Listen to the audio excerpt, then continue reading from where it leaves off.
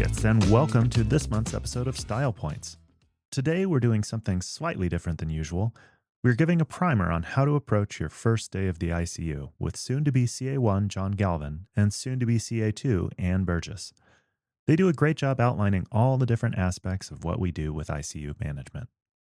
We don't have an RSI this month, but I'll give my co-host Nate Moore a pass. I suppose that having a beautiful baby and starting a family might take precedence over doing a podcast segment. Maybe we can get his son Christopher as a special guest in a future episode of the podcast. Major congratulations and much love to Nate and Mary. Without further ado, here's John and Ann with ICU 101.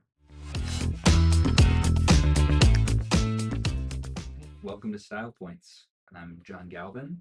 I'm a first-year resident here at the University of Cincinnati in the anesthesia residency program.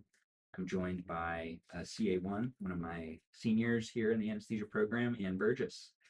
Happy to be here. Thanks for joining. You're interested in critical care. Yes, I am. So, well, today, I think a great topic to talk about is starting in an ICU rotation. I think every intern has a little bit of trepidation when they're approaching the ICU for the first time. Some of us may have never been in an ICU before.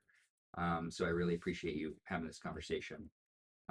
What got you interested in critical care? Sure. So I'm about at the end of my CA-1 year. So I have a little bit of rotation under my belt at this point. But I actually, my interest started in the ICU prior to actually anesthesia.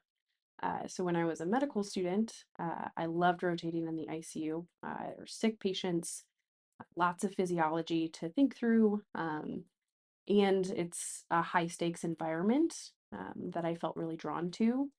In looking at the different paths to critical care, anesthesia is the fastest, but I also feel it has the opportunity for more balance. So I think the ICU is a very emotionally hard place to be.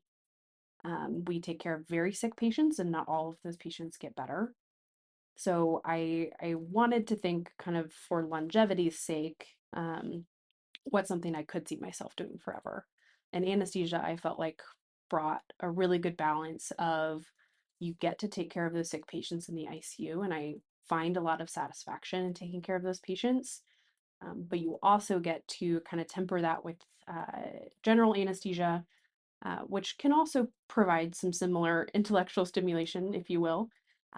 But you get to bank, I think, easier wins in the OR sometimes, which I think for the purpose of, having an emotionally balanced career, I think is very helpful to have the option to do kind of the whole breadth of things. That's awesome. Diversifying, getting a lot of different experiences, and no better way to do that than in an ICU setting, where you get to see a lot of really sick patients, learn some cool pathologies. I think importantly, we need to set up for people starting on their first day what to expect. Can you talk a little bit about what to expect on your first day in the ICU? Sure. And I think I'll back up a quick step to kind of talk about what our critical care team looks like here at UC. Critical care anesthesiologists are going to have a different role at every institution. I think our role here at UC is very helpful and interesting and impactful.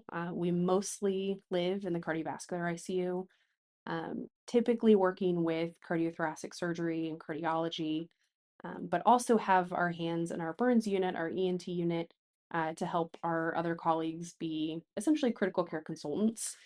So we end up getting a lot of different hands on different pathologies in different places in the hospital, and get to continue care with surgeons and surgical teams that we work with in the OR.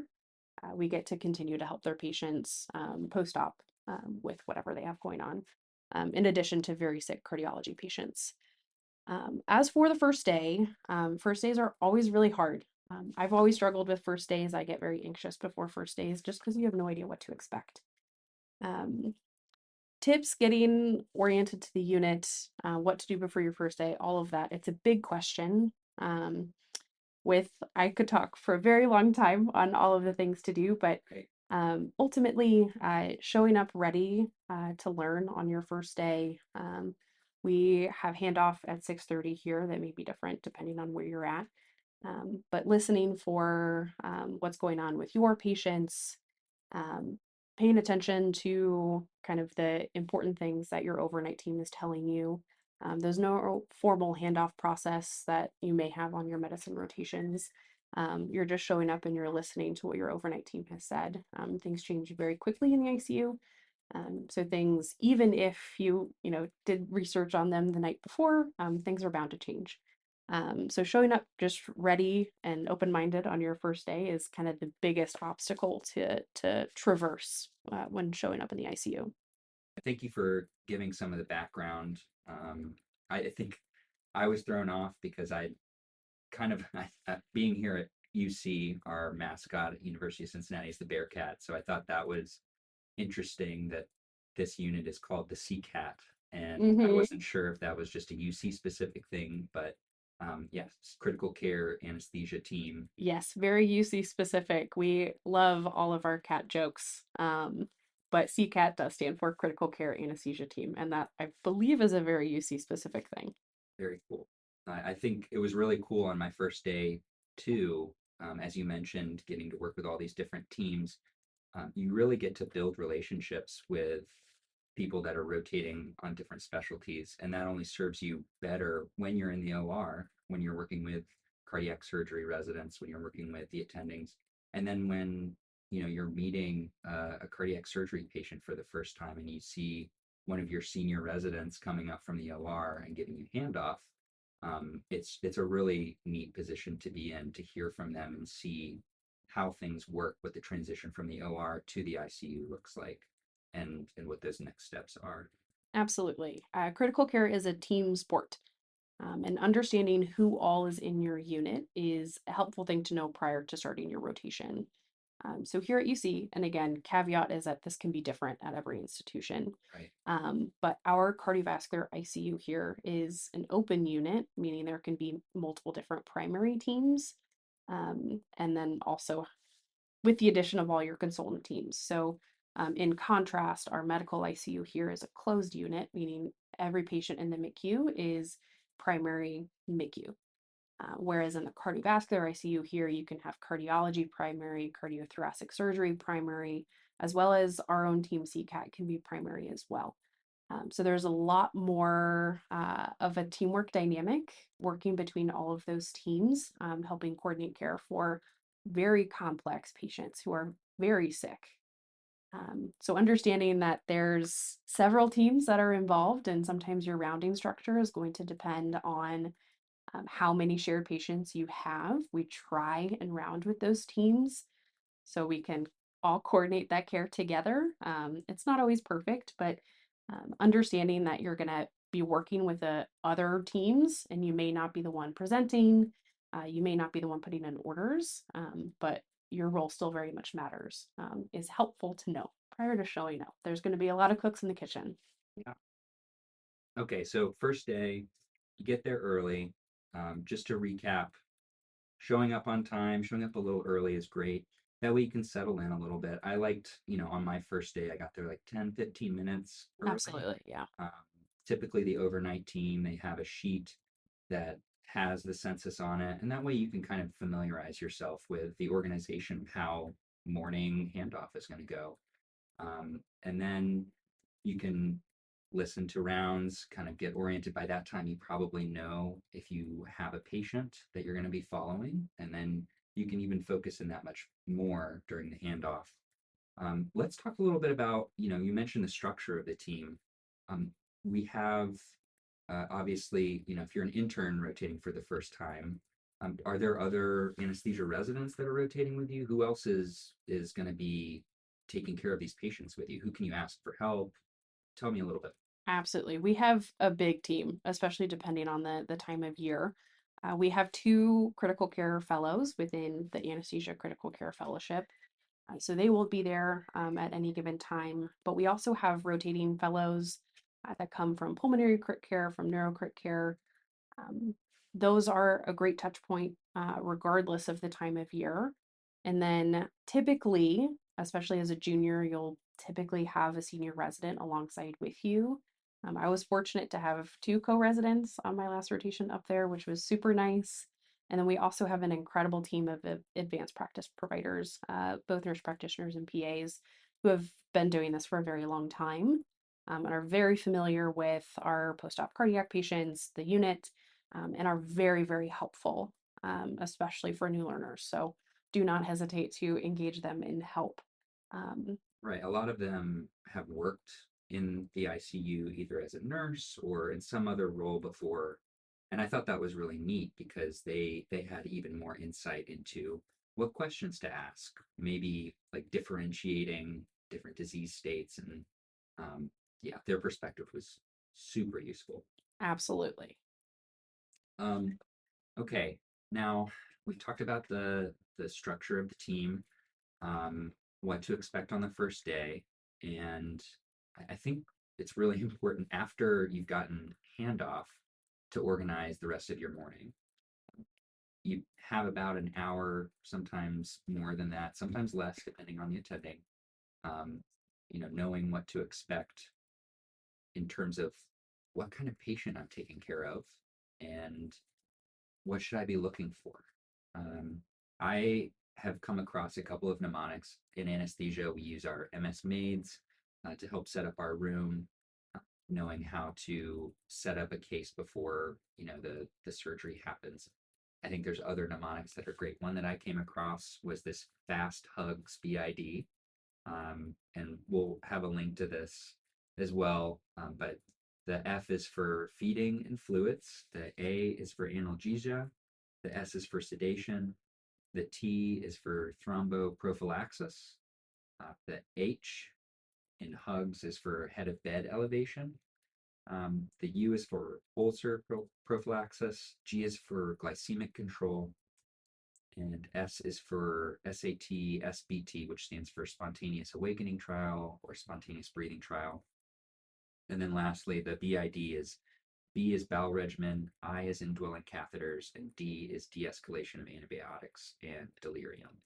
So we can go into this a little bit more. I think maybe we can just talk about why each of these things is important to look for. But before we dive in, do you have any thoughts about what mindset you should be in after you've gotten handoff and you're about to go see your first patient, what you should be looking for? So I think whenever you're seeing patients, either in the ICU or on the floor or wherever, having a process that is familiar to you, consistent to you, is going to be the best thing you can do for yourself. We have kind of similar paradigms even in the pre-op evaluation. If you do it the same way every time, you're less likely to miss things. What I would immediately start with is this patient stable? If they're not stable, then you loop in help. You talk to your fellow, you say, hey, I have this concern. I see this hemodynamic trend. Can you come with me to go see the patient? And then you can kind of go through your same list. But if they're stable, then you can kind of take a minute. You have like an hour and a half. It's more than enough time, even if it doesn't feel that way at first, um, to go assess your patient, or start by chart reviewing. You can kind of go either direction, but as long as it's the same for you every time, that's all that matters. Okay. What is your preference? Do you like to chart review first? What's the first thing you look at when you're looking into a patient? Is it their last progress note? Is it their history? What do you think? I know it's probably patient specific, but tell me a little bit about your process when you're, taking care of a new patient on your first day. I'm a little bit of an anomaly because I like to go see the patient first. Um, I think there's a lot of benefit in going to lay eyes on a patient Mhm. to see what they look like, to see what drips they have running, what their ventilation settings look like. I just want to see all of that first. Um, the information in the chart may not be the most up-to-date information, and it will change quickly in the ICU. Not a lot of people have that method. I like it, because especially at the time of day, by the time you get to go see the patient, oftentimes the night nurse is still there. Mm. So you can very quickly get their understanding about what their concerns have been over the last 12 hours, which I think is a very helpful starting point, especially if you're brand new to this unit. They have a lot of information. Utilize your resources. I discovered that a week in when I was Mm-hmm. getting there first thing, and I could catch the night nurse, and it felt like I had all of the secrets on my presentation. I felt like I knew exactly what was going on. So I wasn't guessing. I wasn't getting it secondhand from somebody that was like, "Oh, I thought this was maybe important," but no, you're hearing it right from the source. Yeah, I find that very helpful, both to engage with the care team, look at the patient. You have an understanding from handoff, kind of what things you should be looking for in a physical exam. So I like starting there and then bringing one of our computer on wheels and just pre-charting right outside of the room. Mm. The disadvantage of that is that you're not in the workroom. You can't, immediately bounce ideas off the fellow. Um, but also, if the patient's sick, your fellow's probably there. So they're around anyway to talk to. They're pretty easy to find.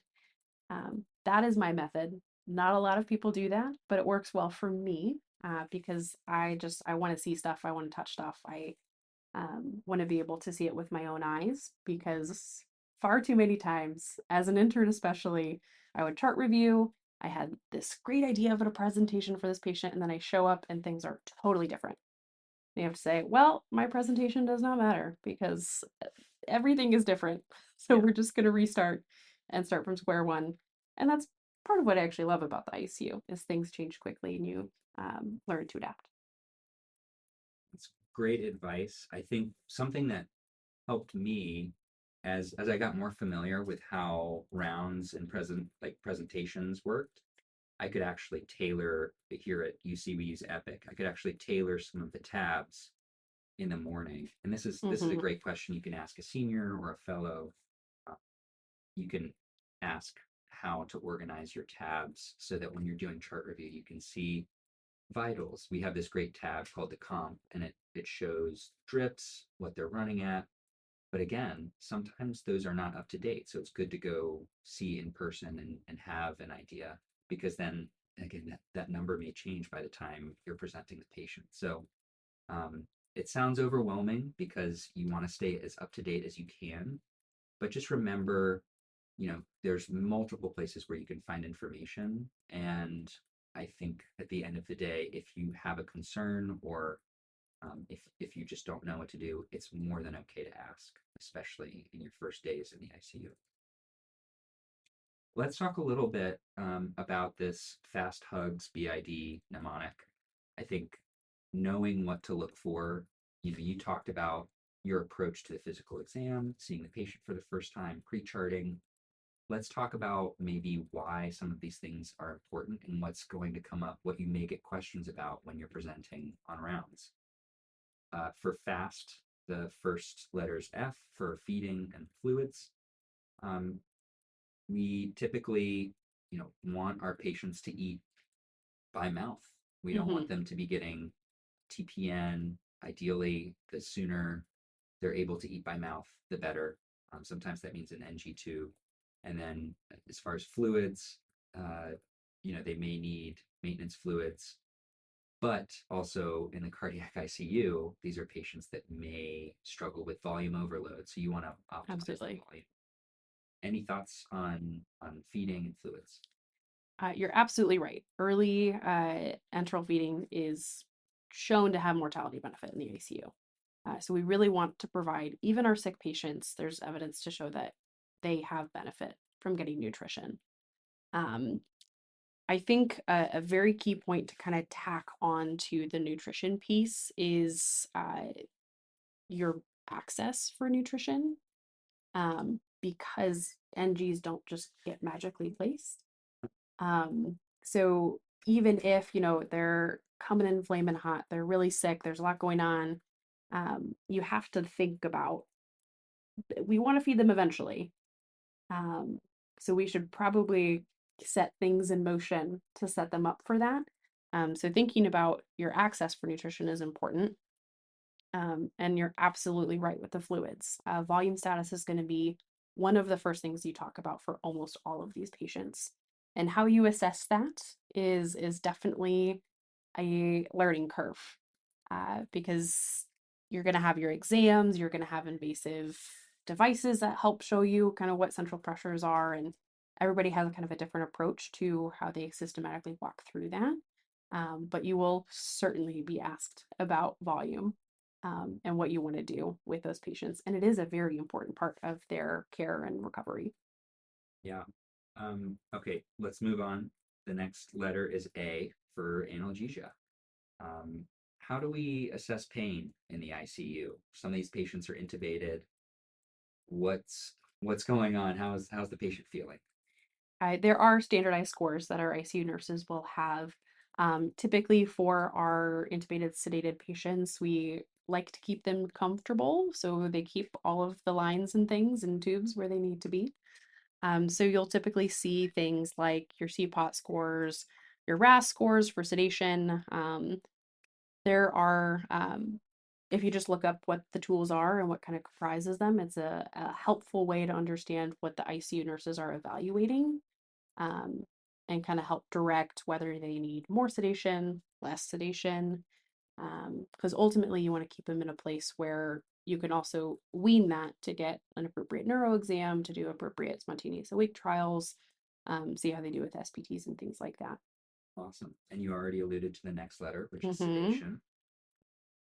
Yeah, the RAS score, the CPOT, those are also things that you can find in the chart. Typically, the nurse will be, you know, updating that throughout their shift. So you can see if things are getting progressively better, things are getting progressively worse. So you know, do we need to adjust this this person's sedation? Do we need to adjust this person's pain? We've been talking about the RAS score. So the RAS score is the Richmond Agitation Sedation Scale. It basically is just a subjective measure of a patient's awakeness or sedation, going from super combative, which is up in like the +4 range, all the way to they're unarousable, which would be a -4 or 5, with kind of neutral being your 0. Okay, so we're typically shooting for like a -1 to 0, which is comfortable, but also arousable. You can get them to maybe move in extremities, like that. Yes, but it also depends on the patient, which is going to be the answer to almost every patient in the ICU. But if you have a patient with really, really sick lungs and you're having trouble ventilating them, and they're on like a infusion of a paralytic, for example, their RAS score is going to be much, much deeper because you don't want them arousable and paralyzed. Right. The next letter is going to be T for thromboprophylaxis.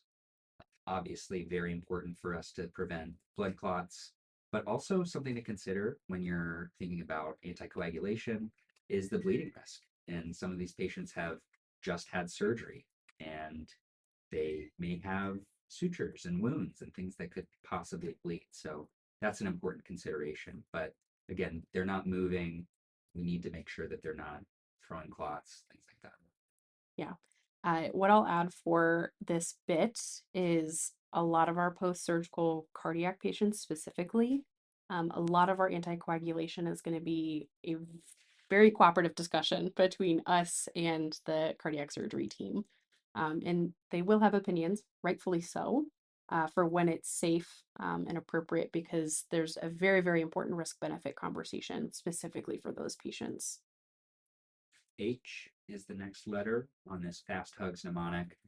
H is for head of bed elevation. Why do we want the head of the bed to be a little bit elevated? And how, I mean, are we sitting these patients straight up or what are we doing with the head of the bed? They tend to be at about 30 degrees ish, as best we can. And it's all to protect lungs, for the most part. We care very much about lungs in the ICU. It's one of our ways to prevent pneumonia, and kind of help mitigate any reflex issues that we may have, with our important airways. Which is a great segue into the next letter. U is for ulcer prophylaxis. We are constantly trying to keep patients from getting stomach ulcers, peptic ulcers. What are some of the risk factors for getting peptic ulcers? Why is this so important? One of the biggest things that we think of with our GI ulcer prophylaxis population, anybody who's mechanically ventilated is going to be high risk. So pretty much anybody who has an endotracheal tube will also have GI ulcer prophylaxis. Um, some institutions will have different policies as well, which is always going to be the case, especially in ICUs. Um, our cardiac surgery population, for example, will get GI ulcer prophylaxis even after they've been extubated for reasons that I won't necessarily get into, but I've certainly been there. We're going through the checklist at the end of the presentation. I'm like, do they actually have an indication? Their indication is that they had cardiac surgery, and I don't have a great explanation for that beyond they have their studies, they have their reasons, so we keep them. My understanding is also being on steroids can increase your risk. And a lot of these patients, again, after surgery, they may need to reduce inflammation, so they may be on a steroid regimen. What's great about the rounds, just taking a pause here, is that you'll have a pharmacist typically. So they'll also be helping you. You alluded to the checklist at the end of some of these presentations that's in our notes. They'll help us know what medications are on, know what the risk factors, why we may need to be on anticoagulation in the first place, whether or not that's indicated. They're very, very helpful. So if you have questions about what medications, what is indicated or not, they're constantly thinking about these things. Absolutely. Like I said earlier, it's a team sport up there, and you have so many helpful teammates beyond just your critical care team. We have pharmacists, we have perfusionists and ECMO specialists, we have respiratory therapists, and your nurses are incredible. There's so many incredible resources to help you understand what's going on with patients and to help you think through kind of what they may need next. So the next letter in our fast hugs BID mnemonic is glycemic control, which is G. What is our goal glucose level in these patients? Typically, we like to keep them below 180. And our cardiac surgery patients specifically, there's evidence that within at least the first 24 hours, and I don't remember exactly, but having very tight glycemic control does improve outcomes for them. Um, it kind of depends on the attending, but I'm a big fan of insulin infusions if they're needed. I think it's a very efficient way to keep people very tight and then can give you a very quick understanding of what their need is going to be to transition them off an infusion to long acting things. But for most people, below 180 is the goal. And the ICU experience for the human body is stressful. So you will see some hyperglycemia just in the setting of stress. There was one trial that I think gets brought up over and over again, so you can earn brownie points with your attending, is the NICE sugar trial. So that's a good one to look up. That's where some of this data has been, that's where some of this data comes from. And it's just a great resource when you're giving your presentations to maybe cite one of these. When you're giving your presentation, it's helpful to give your citations. It may be helpful to get brownie points. The next letter is S for spontaneous awakening trial and spontaneous breathing trial. We need to wake these patients up. They need to get out of the ICU at some point. So this seems a little bit like an art almost, because we want the patient to be comfortable, but we also want to make sure that they're heading in the right direction, that they can wake up, that they're able to breathe on their own at some point. Tell me a little bit about what constitutes a spontaneous awakening trial or a spontaneous breathing trial. Sure. And this could certainly be its own series of lectures. It absolutely is an art. Most importantly, coordinating these two things together, I think, is really important. A patient will likely fail a spontaneous breathing trial if they're sedated to Mars. Um, And similarly, it's not exactly comfortable to have an endotracheal tube in.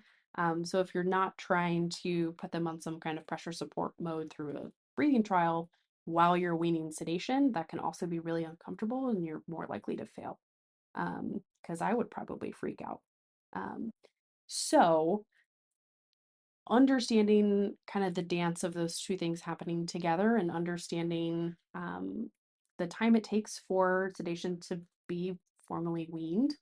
A lot of these patients are on some kind of combination of propofol, fentanyl, etc. So making sure you're giving them a fair shot at properly waking up, but also maybe layering medicines like we use Precedex sometimes to kind of smooth the process of keeping them chill, but awake enough to get an appropriate neuro exam to feel like you have a good understanding of if they could properly protect their airway without an endotracheal tube. Coordinating those things is certainly an art, but working with your respiratory therapists and the members of your team who are very familiar with this process is going to be the best thing that you can do to help understand this process. And ultimately, even if you're like, there's no way we're going to extubate this person today, their lungs still want an SBT. It's still important to give them the chance to kind of exercise those muscles and to get stronger rather than just parking them on a vent and leaving them there. Because otherwise, you just don't have a good way to get them off. Right. And that, leaving people intubated for longer periods of time predisposes them to a higher risk for pneumonia. All the things. Not good things. Mm-hmm. So, and now there's a difference between, is there a difference between a spontaneous breathing trial and fast track extubation? Because that was something that came up even in my first day. Sure. And fast track extubation may be a Cincinnati specific term. I'm unsure, but typically we refer to our patients who did pretty well post cardiac surgery, who we think we can probably get successfully extubated post surgery. Most of our cardiac patients, with a select few exceptions, will come to the ICU still intubated. But if we feel like they'll be able to be extubated within, I think it's 4 or 6, maybe 6 to 8 hours, they can qualify for what we call fast track extubation, which is kind of escalating the process of getting them weaned off sedation, getting them to a point where they could complete a spontaneous breathing trial. And there's a very specific protocol that our respiratory therapists will run, so we're less involved with that than what we are in the OR, because we kind of do our own SBT, air quotes, in the OR before we extubate people, but it's much more formal in the ICU. So they have to do the 30-minute trial, make sure they can ventilate and oxygenate appropriately before extubating. Very cool. I remember watching this process happen, and the nurse is there kind of monitoring how the patient's doing. The respiratory therapist is in and out of the room. Mm-hmm. They may be running 1 or 2 spontaneous breathing trials at the same time. But as you mentioned, it's a time intensive process. They want to make sure that it's safe before they're pulling the tube. Absolutely. And sometimes families in the room too. So I've gotten in the process of, if I'm popping in and there's family there, I'll talk them through what we're doing as well. Because it can be pretty alarming, maybe isn't the right word. Definitely jarring to watch somebody Yes. trying to breathe off with assistance and then trying to wean off of it. Yeah. So trying to, set expectations both for the patient and for their family, I think it's a helpful lesson in the ICU in general, but specifically having family watch an SBT for sure. The last 3 letters are BID. The B is for bowel regimen. Obviously, good to keep people regular and making sure that when they're on medications, these opioids, things that can slow down their gut motility, think about anticholinergics as well. Just making sure that that's not causing issues as well, because that can get you into a lot of trouble in the ICU when patients aren't able to get up, move, exercise, and keep themselves regular. Absolutely. And it swings the other direction too. If they're going too much, You can miss things like if they're high risk for uh, C. diff or things like that. You have to kind of keep a tally on those things as well. I is for indwelling catheters. Um, what can you tell me? What kind of catheters are we talking about? Are we just talking about Foley catheters, or are there other types of catheters that we need to be addressing every day? There's so many lines that you see in the ICU. And that part can certainly be overwhelming at first. You're going to have vascular access lines, you're going to have Foley catheters, you're going to have endotracheal tubes, and you should be evaluating any invasive line every single day. They have more stringent rules on how long we like to keep lines in. Um, so you have to review when things were placed, how long they've been there, if they really need them. We try and take as many tubes out as possible to normalize patients, reduce the risk for delirium, and then ultimately trying to normalize these patients as quickly as possible to get them out of the ICU. But you're going to be evaluating central lines, whether they're supposed to be for like continuous renal replacement or pressors. If they have an invasive PA catheter, colloquially known as swans. We love swans here at UC, but that's an institution to institution thing. So whether you really need that invasive monitoring is a question we should be asking every day.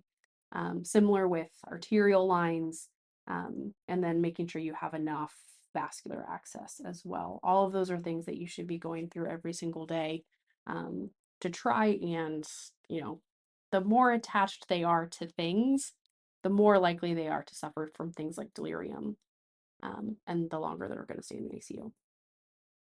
I remember walking into a post cardiac surgery patient's room, seeing this tower with all of these pumps, all the infusions, all the lines going to the patient. And if being in the OR and having to learn all of the cord organization isn't overwhelming enough, you're in the ICU setting, and so many of these drips are very important. But as you said, getting out of the ICU is a goal that every patient has, and we want to figure out how we get them detached from the machines and the pumps and the medications and all those different things. Yeah, and I will certainly add for all of those things, I don't think I got there at the end of my intern year, but after I did my month of cardiac, I was much more comfortable with the infusions that we're running, the kind of access that you have, and why you need it. A lot of that didn't really click until after I was the one doing the cardiac case. And conveniently, with the way my schedule worked, I went straight from cardiac into my next round of CCAN. So I kind of got to see the full picture, which was a hard 2 months, but a very, very good 2 months to really understand what are we doing for these patients? Why do we have the access that we have?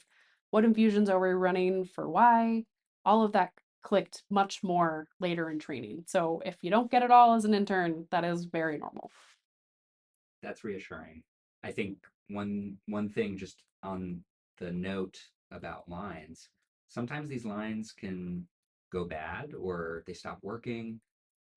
You'll hear things like, oh, this A line is over dampened or under dampened. Those are things that, it takes time to understand a little bit more. I will say, this is a good opportunity to mention there's procedures that you can do in the ICU occasionally. So certainly during rounds when you're talking about reevaluating lines, you may hear somebody say, hey, this person actually needs a new A line because this one isn't working as well. That may be an opportunity for you to do a procedure. Do you have any comments or thoughts about doing lines, doing your first line, things like that? Our fellows are awesome. They're typically going to be the ones that are walking you through it. It's very different doing lines in the ICU than the OR. The procedure's the same, but it just feels very different. I don't have a good explanation for why. And patients are just sicker in the ICU than typically what we'll find in the OR. I feel, or at least they've had attempts at access, so the access itself may be more difficult. So cut yourself some slack if it doesn't go super well. Um, if it's an A line that people have had trouble with, it's also okay if you struggle at first, but we're all there to learn. Um, so always asking for help, being very proactive in asking to do things is only going to do you good. Being an enthusiastic learner is how you learn quickly. So I would certainly emphasize that. This is the kind of rotation, as with any rotation, the more you put into it, the more you show up and want to learn and want to do things, the more you're going to get out of it. And the better physician you're going to end up being. So things like arterial lines, central lines, intubations, typically we won't really participate in just because the fellows will typically do that here. And truthfully, we get plenty of them in the OR that I don't feel that's a place you need to take your energy. But I did get to do my first bronch in the ICU as an intern on a healthy patient, which felt really cool at the time. And now that we're a little bit deeper, it's, not quite as novel, but you certainly get exposure to all of those things. Not quite in the volume that you get down in the OR, but it's nice to see how things are done a little bit differently.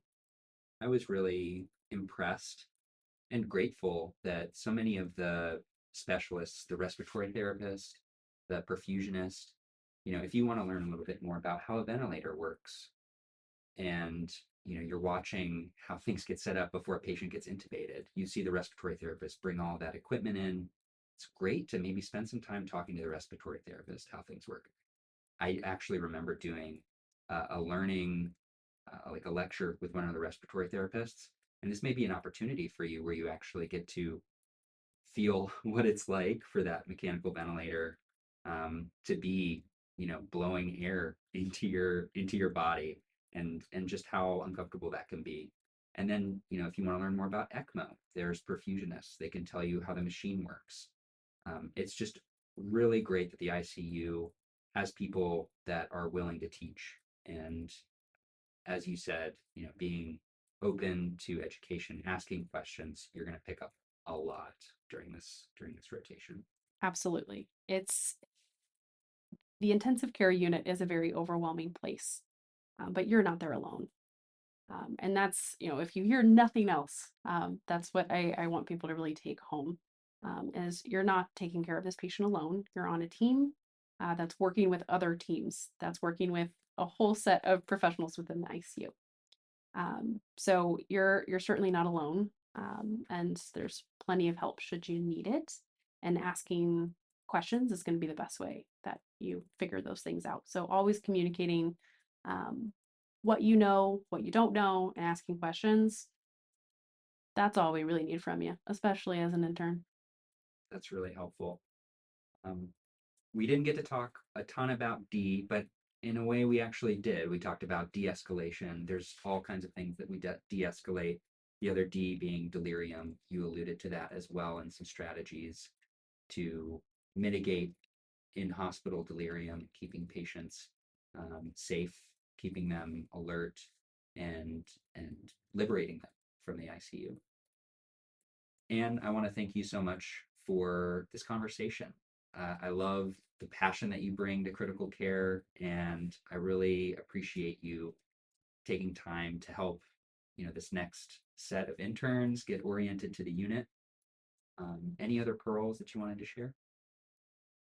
I'd probably just leave you with my most consistent piece of advice, and this maybe applies outside of the ICU as well.